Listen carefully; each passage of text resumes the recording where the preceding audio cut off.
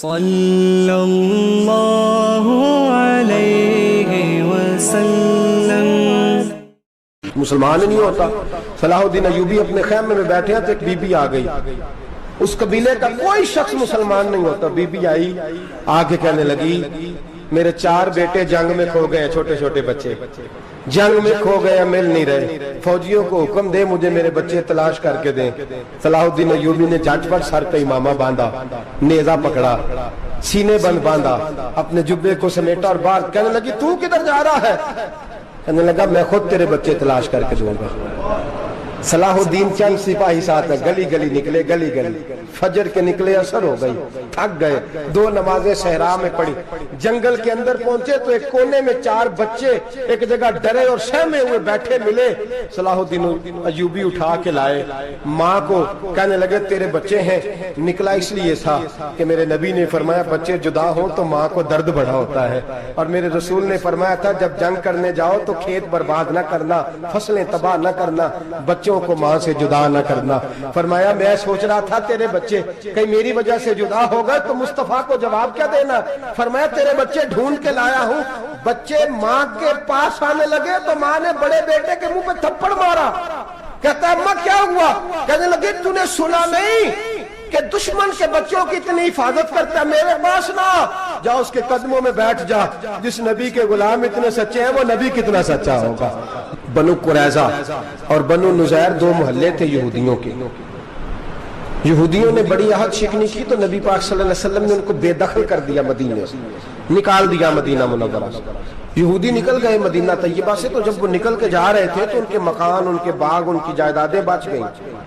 نبی پاک علیہ السلام نے انصار مدینہ کو پہلے بلایا، جاگ رہے ہیں نا آپ لوگ؟ پیسے آتے کسی کو برے لگتے ہیں، اب تو یہ بھی حلال حرام کی تمیز بھی اٹھتی جا رہی ہے۔ جائیداد، باغ، مال، علاقہ خالی ہوا ہے، وہ چلے گئے اور لوگ تو ڈھونڈتے پھرتے ہیں۔ اللہ خیر فرمائے، شاملہ ہر جگہ ملتی نہیں اب شہروں میں، وہ کس کس نے نام کرا لیا، کدھر گئی ہے کوئی خبر ہی نہیں، خالی جگہ پڑی ہے۔ میرے نبی پاک علیہ السلام نے پہلے انصار مدینہ کو بلایا، حضور نے فرمایا انصاریوں بہت بڑی جائیدادیں یہودیوں کی، بنو نذیر اور بنو قریظہ محلے خالی ہو گئے، میرا دل کرتا ہے وہ تمہیں دے دوں، اس لیے کہ تم نے اپنے مہاجر بھائیوں کے ساتھ بڑا تعاون کیا، جائیدادیں تم نے دے دی ہیں، مکانات دے دیے ہیں، بڑا کچھ تم نے دیا ہے، میرا دل کرتا ہے وہ تمہارے نام کر دوں۔ تو انصار مدینہ کیا کہنے لگے یا رسول اللہ دے تو ہم نے دیا ہے پر وہ بیچارے جھچکتے ہی رہتے ہیں، وہ جھچکتے ہی رہتے ہیں، کھول کے ہماری چیزیں استعمال نہیں کرتے۔ تو حضور ہم تو پہلے ہی انصار ہیں، ہمارے پاس بڑا کچھ ہے، آپ مہربانی فرمائیں وہ سارا کچھ مہاجروں کو دے دیں مہاجرین کو ہمیں نہیں چاہیے۔ اب چلے گئے بات کر کے، میرے حبیب پاک نے مہاجروں کو بلا لیا، فرمایا بنو نذیر اور بنو قریظہ قبیلے کی جائیدادیں آئی ہیں، تمہارے پاس بظاہر جو چیزیں ہیں بھی وہ بھی انصار مدینہ کی ہیں، تو میرا یہ خیال ہے کہ وہ سارا کچھ تمہیں دے دیا جائے۔ ابو بکر صدیق رضی اللہ تعالیٰ عنہ کہنے لگے یا رسول اللہ صلی اللہ علیہ وسلم ہمارے انصار بھائیوں نے ہمارے لیے دل تک کھول دیے ہیں، حضور انہوں نے ہر چیز بانٹ کے ہمارے سامنے رکھ دی ہے، ہم اتنے خرد غرض ہیں کہ سارا کچھ لپیٹ جائیں۔ کہا حضور ہمارے پاس جو مکان ہے وہ ہے، ہم کاروبار کر رہے ہیں، تجارتیں کر رہے ہیں، مزدوریاں کر رہے ہیں، ہم انشاءاللہ اور بنا دیں گے، آپ یہ ہماری طرف سے ہمارے انصار بھائیوں کو گفٹ کر دیں، آپ انہیں دے دیں۔ میرے حبیب کی آنکھوں میں آنسو آ گئے، میرے نبی پاک علیہ السلام رو پڑے، یا رسول اللہ آپ کیوں روتے ہیں؟ فرمایا تمہارا یہ بھائی چارہ قائم رہا تو اللہ اسلام کو بڑی قوتیں عطا فرمائے گا، اللہ طاقتیں دے گا اسلام کو، اگر تمہارا یہ رنگ قائم رہا، یہ انداز، میرے غلاموں تمہارے یہ طور طریقے، ایک بھائی کہتا ہے دوسرے کو، دوسرا کہتا ہے تیسرے کو۔ مسلمانوں کی نا ایک تعداد لڑتے لڑتے لڑتے لڑتے دور چلے گئی، تاتاریوں نے قید کر لیا، 4 مسلمان تھے، تبلیغ کرنے گئے، جنگ کرنے گئے، جہاد کرتے کرتے کافروں سے لڑتے لڑتے تاتاری قوم میں چلے گئے، وہاں قید کر لیے گئے تو سزائے موت کا حکم ہوا، 4 بزرگ تھے، سزائے موت کا حکم ہوا تو تاتاری بادشاہ جو تھا وہ بڑا خلاف تھا، بڑا سخت مخالف تھا مسلمانوں کے، اس نے کہا کہ ان کو جب پھانسی دینا نا مسلمانوں کو تو میرے سامنے دینا، اب 4 عالم ہیں، 4 صوفی ہیں، سفید داڑیاں، سر پہ امامے، پھانسی کا وقت آیا تو جو پھانسی گھاٹ ہے وہ ایک ہے، چاروں کو کٹھے پھانسی نہیں ہو سکتی، ایک کو کہا کہ ایک ایک کر کے ان کو پھانسی دو۔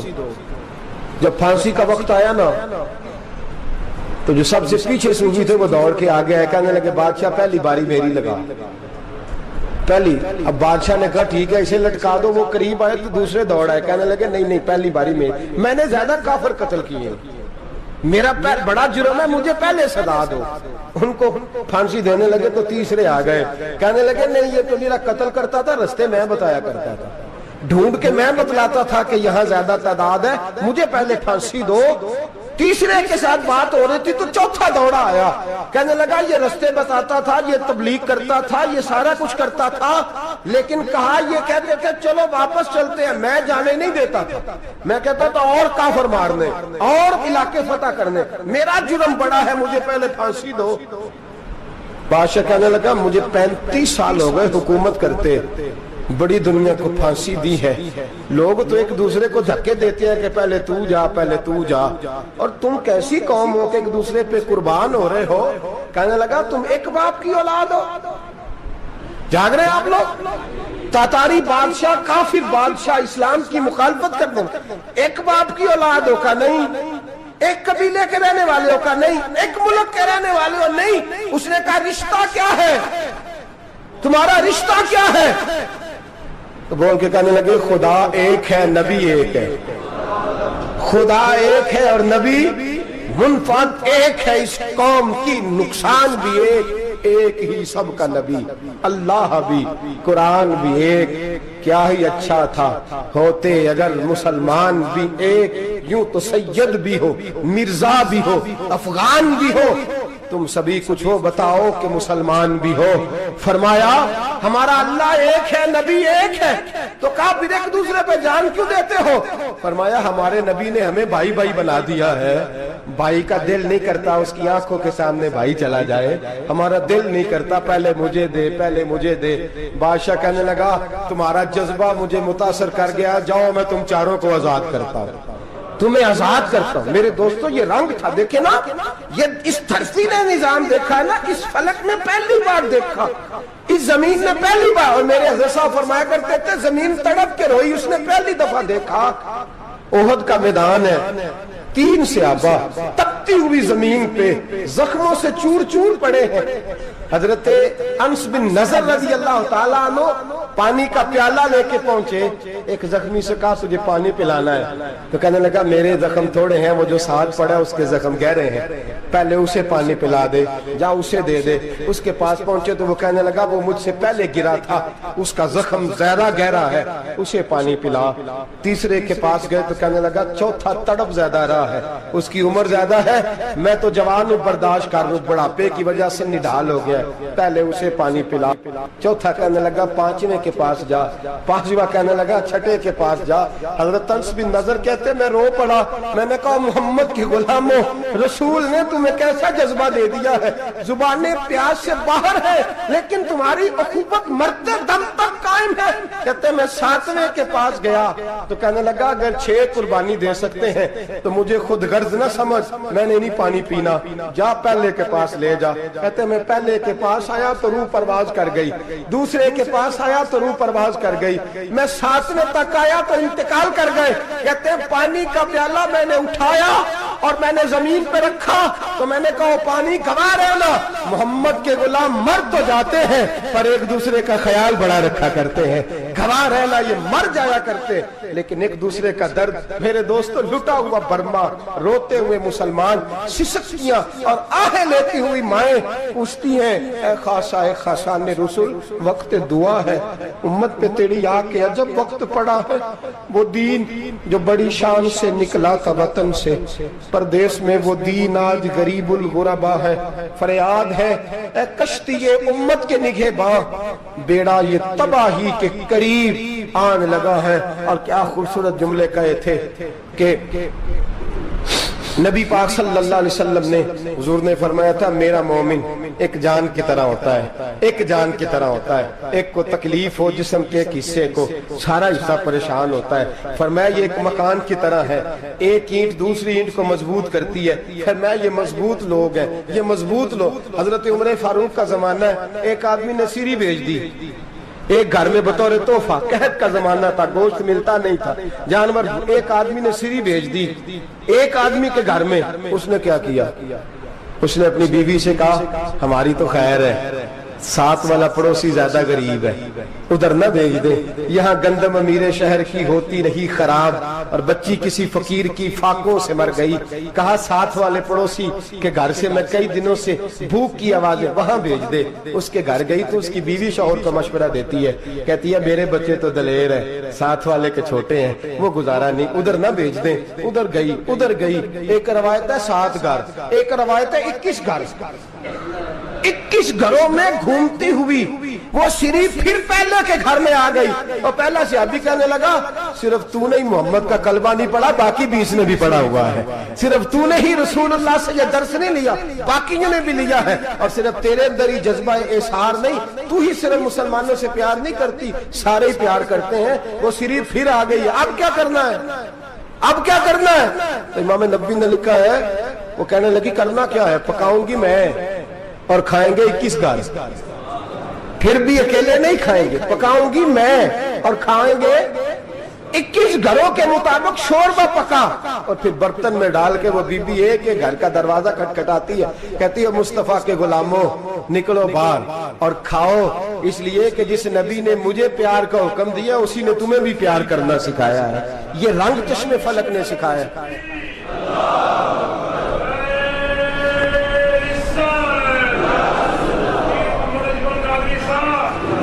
آپ کی بڑی مہربانی، زندہ باد وہی ہے جس کو اللہ رسول زندہ باد فرمائے، بڑی مہربانی، اللہ جزا دے۔ عرض یہ کرنے جا رہا تھا کہ رسول کریم صلی اللہ علیہ وسلم نے یہ پیغام دیا امت کو، فرمایا دیکھیں نا کتنے بڑے لفظ ہیں، یہ نہیں فرمایا دوزخ میں جائے گا، یہ نہیں فرمایا کہ اسے جہنم کی سزا ملے گی، میرے نبی نے فرمایا میں اسے مومن مانتا ہی نہیں، میں اسے مسلمان اپنا مانتا ہی نہیں۔ حضور کسے؟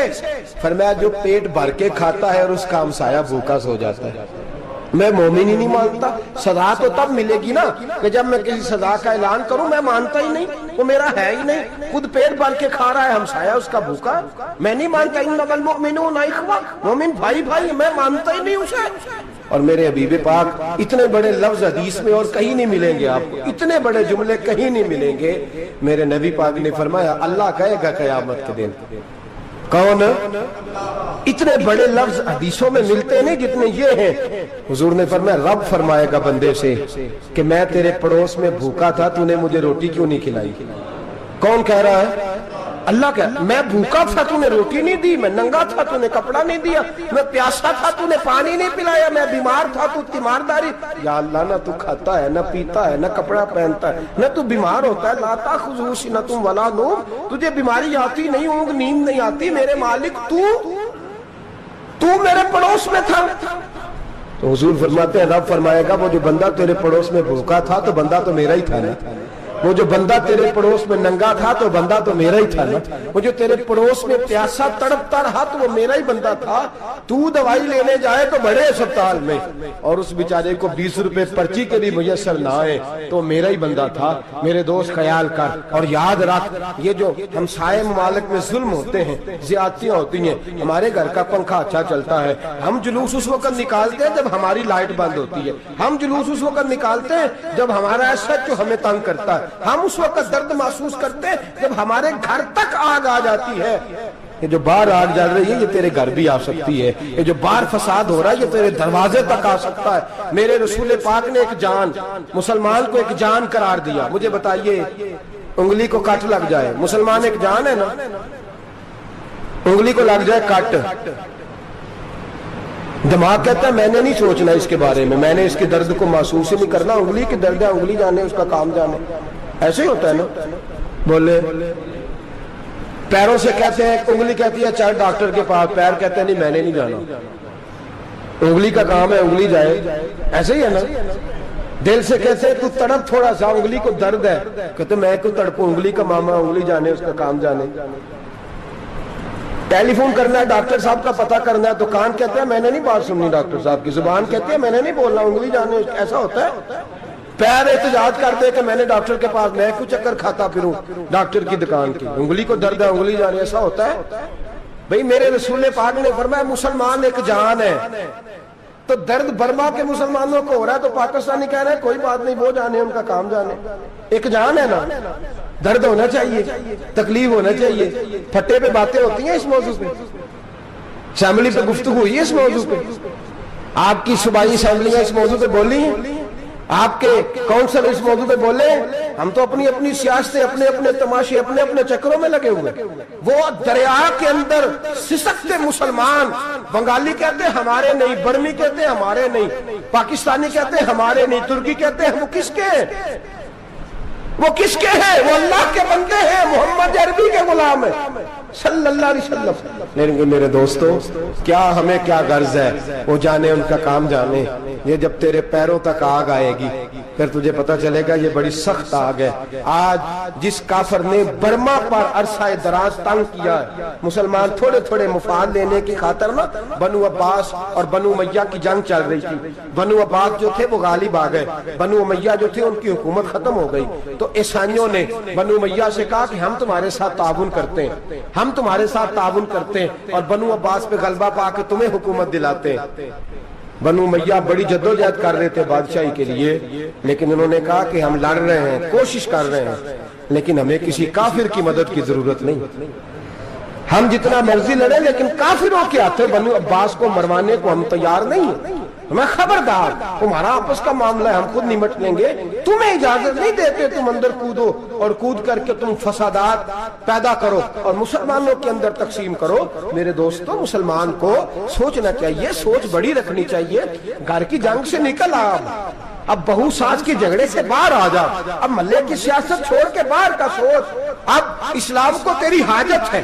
اب پوری دنیا جب مسلمان کو دیکھے نا, فیس بک یوز ہوتی ہے, اس پہ نوجوان جب اسلام کی بات کرنے لگے گا, اس پر جب بڑا اسلام کی بات کرنے لگے گا, پوری دنیا میں پیغام جائے گا کہ مسلمان اب جاگنے لگا ہے, مسلم خابیدہ بیدار ہونے لگا ہے, اب اس کی آنکھیں کھلنے لگی ہیں, اب یہ اپنے مذہب کی بات کرتا ہے, اب یہ اپنے ملک سے, صوبے سے, برادری سے نکل کر بولتا ہے. اب یہ کہتا ہے کہ بازو تیرا توحید کی قوت سے قوی ہے, اسلام تیرا دیس ہے, تو مصطفی ہے. اب یہ بڑی سوچ رکھتا ہے, اب یہ عالمی بات کرتا ہے. میرے دوستو ہمارا تو حال یہ ہے, امام اعظم ابو حنیفہ کا فتویٰ ہے, آپ فرماتے ہیں جو مولوی عالمی حالات سے باخبر نہ ہو وہ جمعے کی تقریر نہ کرے, وہ مسلمانوں کی رہنمائی نہیں کر سکتا. عالمی حالات سے جو خبردار نہ ہو, تو جس کو چھٹی ہو جائے, تو نے ختم نہیں پڑھا, دوڑ جا مسجد سے, تو ختم نہیں پڑھتا, ہمارے تجھے پتہ ہی نہیں دکان رہتا ہے, بھاگ جا. وہ عالمی حالات پہ بات کرے گا, کیونکہ بیچارے کو تو پتا ہے میری سویرے چھٹی ہو جانی. سیاست کا لفظ چھیڑا نہیں تو میں گیا نہیں. یاد رکھے وہ جو بیداری ہے, وہ جو اعلیٰ ظرفی ہے, وہ جو بڑی سوچ ہے, وہ جو ملت کی سوچ, وہ جو قومیت کی سوچ ہے, وہ جو آگے بڑھنے کا زاویہ ہے, وہ تو اندر. اقبال کہتا ہے گلا تو گھونٹ دیا اہل مدرسہ نے تیرا, گلا تو گھونٹ دیا اہل مدرسہ نے تیرا. تجھے تو مدرسے والوں نے پلیٹ پکڑا دیا کہ جا سویرے لنگر کٹھا کر کے لا اور دوپہر کو روٹیاں مانگ کے لا, اور دیکھ آج مرا کون ہے, ختم کس کا پڑھنا ہے. تو گلا تو گھونٹ دیا اہل مدرسہ نے تیرا, اب کہاں سے آئے گی صدا لا الہ الا اللہ. تو گھونٹ دیا تیرا گلا, تو کیسے بڑی بات کرے گا. بڑی بات کے لیے بڑی سوچ چاہیے, بڑی تگودو چاہیے, بڑی کوشش چاہیے, بڑا حوصلہ چاہیے. مسلمان چھوٹی چھوٹی لڑائی میں, چھوٹی چھوٹی جنگ میں, ایک دکاندار دوسرے دکاندار سے لڑ رہا ہے, گلی والا دوسری گلی والی سے لڑ رہا ہے, محلے والا محلوں پہ اعتراض. ایک شہر میں رہنے والے میں نے دوسرے محلے پہ اعتراض کرتے دیکھے. یقین کریں, ایک شہر میں رہنے والے, علاقے میں بسنے والے کہتے ہیں بھائی توبہ ہے اس محلے تو اللہ ہی بچائے. لا حول ولا قوت. وہ جو تقسیم در تقسیم کی سوچ ہے, اس نے چھوٹے چھوٹے ٹکڑوں میں مسلمانوں کو بانٹ دیا ہے. چھوٹی چھوٹی تقسیم ہے, چھوٹا چھوٹا ہمارا مزاج ہے, چھوٹی سوچ ہے. بڑی سوچ کی بات سنیے. صلاح الدین ایوبی, جاگ رہے ہیں نا آپ لوگ, تو آخنا حضرت صاحب ایڈی وڈی گل چھیڑ چھڑی ہے, یہ مطلب ہی کون نہیں, کنے برما جانا ہے تو کنے مدد کرنی ہے. میں تو بھائی فریضہ سر انجام دے رہا ہوں. میرے نبی نے فرمایا برائی کو یا ہاتھ سے بدل, ہاتھ سے نہیں بدل سکتا تو زبان سے تو بولنا. تو میں معذور ہوں, کمزور آدمی ہوں, ہاتھ سے بدلنے کی طاقت نہیں رکھتا, تو دوسرے درجے پہ تو مجھے عمل کرنے دو نا. اثر کرے نہ کرے سن تو لے میری فریاد, نہیں ہے داد کا طالب یہ بندہ آزاد, رونے تو دو, تڑپنے تو دو, آہیں تو بہانے دو, سسکیاں تو لینے دو, مار کھائیے تو تڑپنے تو دو. وہ قرآن پاک برما میں پابندی لگی ہے تو میں یہاں سوچنے لگا ہوں کہ وہاں تو پابندی لگی ہے, یہاں پہلے لوگ کوئی نہیں پڑھتی. معاذ اللہ تعالیٰ حالات دن پہ دن مسلمانوں کے لیے ایک ایک کر کے. افغانستان میں جو آگ لگی تھی, پھر وہ عراق میں بھی لگی, پھر وہ لیبیا میں بھی لگی, پھر وہ مصر میں بھی لگی, پھر وہ یمن میں بھی لگی, سعودی عرب میں دھماکے ہوئے, میرا دل تڑپا ہے, مجھے پریشانی ہوئی. میں بچے پاس تھے, میں بڑا ڈسٹرب ہوا, میں نے کہا یار یہ ہمارا سب کا اجماعی عقیدت کا مرکز ہے, ہم کم از کم 1000 اختلاف کے باوجود کہا کرتے تھے کہ عرب میں امن ہے یار, وہاں سکون ہے, وہاں دکانیں کھلی چھوڑ کے لوگ چلے جاتے ہیں, وہاں بھی فساد ہونے لگا, وہاں بھی آگ بڑھ گئی ہے. لیکن ہم صرف چھوٹی چھوٹی کر کے جب آگ بجھانے کی کوشش کریں گے اس وقت آگ نہیں بجھے گی. جب ہر آدمی اپنے پیالے میں پانی لے کے آئے گا, ہر شخص اپنے گھر کی نل چلائے گا, ہر شخص نلکا چلائے گا اور پانی نکال کے یہ آگ بجھائے گا, تب یہ آگ بجھے گی. ہر آدمی کو کردار, سوچ بڑی کریں, نظریہ بڑا کریں, ملت کی بات کریں, مسلمان ہو کے سوچیں, مسلمان ہو کے سوچیں. خدا را نکلیں یہ گھر کے جھگڑوں سے, تھوڑی دیر کے لیے اپنے آپ کو بڑا کریں, بڑی سوچ آپ بنائیں. جب دوستیاں لگائیں, یارانے لگائیں, کہ چھوٹے موٹے حساب سے بچیں. بابا بلے شاہ صاحب فرماتے کورے ورک کتاب نہیں ہوندے, کورے ورک کتاب نہیں ہوندے, پتھر دل گلاب نہیں ہوندے, او بلیا یاری سوچ کے لائیں, یارا نال حساب نہیں ہوندے. پھر ذرا نکلے اس حساب کتاب سے بات, بلیا یاری سوچ کے لائیں, یارا نال حساب نہیں ہوندے. پھر ذرا بڑا ذہن کرے, چھوڑے اپنے حساب. یبصرون علی انفسہم ولنبلونکم بشیء من الخوف والجوع ونقص من الاموال والانفس والثمرات. پھر حساب کتاب سے نکلے. پھر امام علی مقام کی طرح یہ سوچ بنائے کہ حسین کے بچے چلے جائیں تو کوئی حرج نہیں, امت پر آنچ نہیں آنی چاہیے. ایک امام علی مقام, کل تک امام میدان میں کھڑے تھے تو اکیلے تھے, لیکن آج پوری دنیا کہتی ہے حسین ہمارا ہے, حسین ہمارا ہے. آج نظریہ امام علی مقام زندہ ہے, تو اکیلا ہے تو کھڑا ہو. یہ نہ کہا کر چھوٹی سی مسجد ہے, ایک کونا کا کھڑکاوا, مولانا تقریر کر رہے ہیں تو کیا بنے گا, ایک آواز کہیں سے گونجا کرتی ہے, پھر اس میں تاثیر میرا اللہ پیدا فرما دیا کرتا ہے, پھر اس کے اندر قوت میرا رب پیدا فرما دیا کرتا ہے, پھر اللہ اس میں تاثیر پیدا کر کے 4 دانگ عالم میں پھیلا دیا کرتا ہے. صلاح الدین ایوبی, مسلمانوں پہ ظلم ہوا, فلسطین میں آگ لگی اور پورے فلسطین کی گلیاں خون سے بھر گئیں. ایک دن کے اندر 70,000 مسلمان قتل ہوا. گھوڑوں سے سڑکوں پہ چلا نہیں جاتا تھا, گھوڑے پھسلتے تھے, اتنا خون تھا, اور کچی سڑکیں تھی, اتنا خون تھا. پہلے کچی زمین نے خون پیا, پھر خون اس سے باہر آیا, پھر بھی اتنا سخت. 70,000 آدمی قتل ہوا. صلاح الدین ایوبی کون تھے؟ میرے غوث اعظم جیلانی کے مدرسے کے طالب علم تھے. جامعہ نظامیہ مدرسہ, یہ مدرسے ہیں جنہوں نے دین کے مجاہد پیدا کیے, مدارس ہیں جنہوں نے دین کے مجاہد پیدا کر کے پوری دنیا کے اندر پھیلائے ہیں. مدارس کے اندر دہشت گردی آئی, میں اختلاف نہیں کرتا, لیکن ابھی بھی مدرسے ہیں جن مدرسوں سے رسول اللہ کے دین کا سچا درس دیا جاتا ہے, امن پیار اور محبت کی فضا کو عام کیا جاتا ہے وہ مدارس, اور انشاءاللہ قیامت کی صبح تک وہ مدرسے قائم رہیں گے. صلاح الدین ایوبی مدرسے کے طالب علم ہے, مدرسے کا, لیکن مدرسہ اس کا تھا جو ساتھ درویش بھی تھا, جو ساتھ اللہ رسول کے احکامات محبت کے ساتھ پھیلانے والے. غوث اعظم جیلانی کا مدرسہ تھا, اس مدرسے کا پڑھنے والا طالب علم. دیکھیں نا, علم دین شہید کون تھا؟ نعتیں پڑھنے والا تھا نا, ختم دلانے والا تھا. عامر چیمہ شہید کون تھا؟ نعتیں پڑھنے والا تھا نا. یہ نعتیں وہ چیز ہوتی ہے جو دلوں کے اندر اثر پیدا کر دیتی ہے, جو نبی پاک کی محبت کو پروان چڑھاتی ہے, اور یہی چراغ جلے گا تو روشنی ہوگی. صلاح الدین ایوبی اکیلا اپنے دوستوں سے کہنے لگا مسلمانوں کی مدد, چند سالوں میں نکلو مدد کریں. انہوں نے کہا تیرے نکلنے سے کیا ہوگا؟ کہنے لگا میں نے نہیں نکلنا, میرے اللہ نے میری مدد کرنی ہے, میرے اللہ نے میری. اٹھ باندھ کمر کیا ڈرتا ہے, پھر دیکھ خدا کیا کرتا ہے. میں مجھے نکلنے دے, اللہ میری مدد کرے گا. تھوڑا تھوڑا کر کے فوج جمع کی, کوشش کی. چند سالوں کے بعد اسی جگہ جہاں مسلمانوں کا خون بہا تھا, اللہ نے اسلام کا جھنڈا پھر سے بلند کر دیا. सलाहुद्दीन अय्यूबी फातेह बन के मस्जिद अक्सा के दरवाजे पे खड़ा है। चंद साल गुजरे, ईसाइयों का अपना वो जुल्म अभी याद है, और ईसाई सारे लीडर कहते हैं तैयारी कर लो, अब हमारे बच्चे काटे जाएंगे, औरतें बेवा होंगी, गर्दनें कटेंगी, अब देखना जितना खून हमने बहाया था मुसलमान उससे दुगना बहाएंगे। सलाहुद्दीन अय्यूबी घोड़े पे खड़े हैं और पूछते हैं, ओ ईसाइयों बताओ तुम्हारे साथ क्या करूं। गर्दनें झुक गईं, जवाब कोई भी नहीं। कहा तुमने 70,000 मुसलमान एक दिन में मारा था, बोलो तुम्हारे साथ क्या करूं। तुमने एक दिन में मुसलमान यूं काटे जैसे गाजर मूली काटी जाती है, बोलो क्या करूं। ईसाई कहने लगे हमें अपने जुल्म याद है, तशद्दुद याद है, बर्बरियत याद है, तू बेहतर जानता है तूने क्या करना है। सलाहुद्दीन अय्यूबी घोड़े पे फातेह खड़ा है, आंखों में आंसू आए, तड़प के रोया, कहने लगा मैं तुम्हारे साथ वही सलूक करूंगा जो मेरे मुस्तफा ने कुरैश मक्का के साथ फरमाया था। ला तसरिब अलैक, जाओ तुम पर कोई ज्यादती, जाओ तुम आजाद हो। उसने कहा तू कर क्या रहा है। कहने लगा मैं क्या करूं, मैं उस मोहम्मद का मानने वाला हूं जिसने माफ करना सिखाया है सल्लल्लाहु अलैहि वसल्लम। मेरे पैरों में जंजीर है रसूलुल्लाह की गुलामी की, जाओ तुम आजाद हो। उसने कहा तुम आजाद हो, लोगों ने कलमा पढ़ना शुरू कर दिया, अशहदु अल्ला इलाहा इल्लल्लाह व अशहदु अन्ना मुहम्मदन अब्दुहु। सारे कबीले के कुछ ना कुछ लोग मुसलमान, एक कबीला रह गया मुसलमान नहीं होता। सलाहुद्दीन अय्यूबी अपने खैमे में बैठे हैं तो एक बीबी आ गई, उस कबीले का कोई शख्स मुसलमान नहीं होता। बीबी आई, आगे कहने लगी मेरे 4 बेटे जंग में खो गए, छोटे छोटे बच्चे जंग में खो गए, मिल नहीं रहे, फौजियों को हुक्म दे मुझे मेरे बच्चे तलाश करके दें।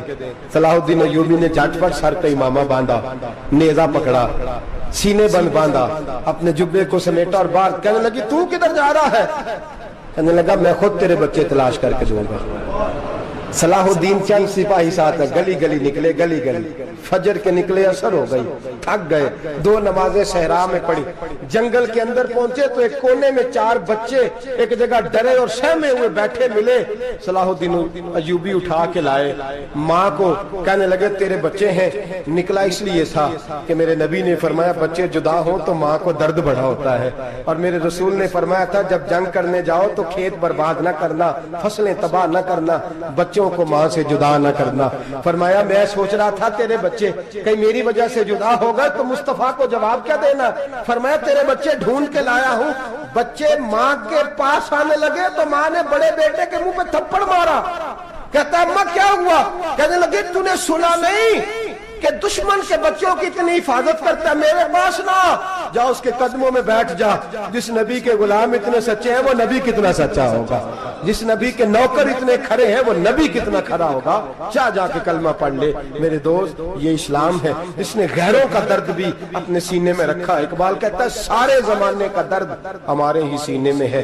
बर्मा का मुसलमान हो या इराक, लीबिया, अफगानिस्तान, कश्मीर का मुसलमान हो, मेरे दोस्त वो गैर नहीं है, वो तेरा अपना है। उसका रंग ना देख, उसकी बोली ना देख, उसका कबीला और इलाका ना देख, देख के वो तेरे रसूल का कलमा पढ़ता है, वो देख के वो काबे की तरफ मुंह करके नमाज पढ़ता है, देख के तेरा और उसका निशाबे जिंदगी कुरान एक है। मेरे दोस्त कुछ नहीं कर सकता तो दुआ तो कर दिया कर, कुछ नहीं कर सकता तो इल्तिजा तो कर दिया कर। अल्लाह के हुजूर ये तो कहा कर कि अल्लाह मुसलमान जहां भी हैं तो उनकी मदद फरमा, अल्लाह मुसलमान जहां भी हैं तो उनकी गैबी इमदाद फरमा।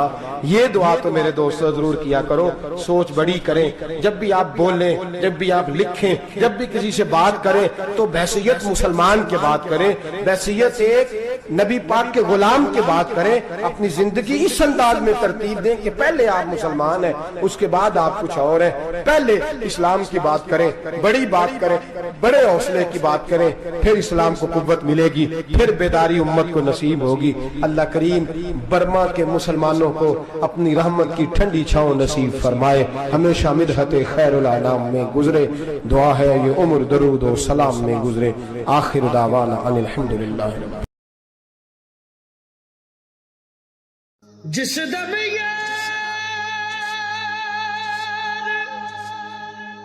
प्यारे बिछड़े कौन रोवे मुड़ थोड़ा,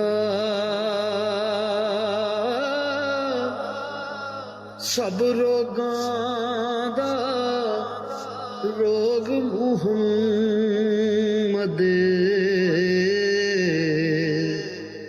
ਜਿਸ ਦਾ